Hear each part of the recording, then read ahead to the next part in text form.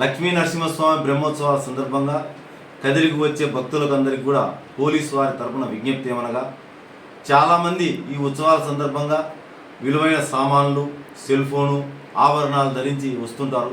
వారందరూ కూడా ఎవరి సామాన్లు, ఎవరు విలువైన వస్తువులు వారు బాధ్యతగా ఉంచుకోవాలి.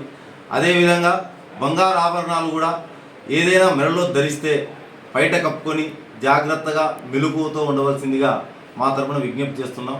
పోలీస్ తరపున కూడా ప్రజలందరినీ కూడా జాగృతం చేయాలనే ఉద్దేశంతో రేపటి నుంచి 2 ఆటోలలో మైక్ ద్వారా అనౌన్స్మెంట్ చేయడం కూడా జరుగుతుంది. మధ్య మధ్యలో కూడా అనౌన్స్మెంట్ చేస్తుంటాం. అయితే ఈ దొంగలు చాలా నైపుణ్యం గల వ్యక్తులు, ఎవరికి అనుమానం రాకుండా వారి పక్కనే వారి సహాయం చేస్తున్నట్టు నటిస్తుంటారు. తెలియని వారు ఆ విధంగా చేస్తుంటే వారి పట్ల కూడా ప్రజలు అప్రమత్తంగా ఉండి జాగ్రత్తగా ఉండాలి.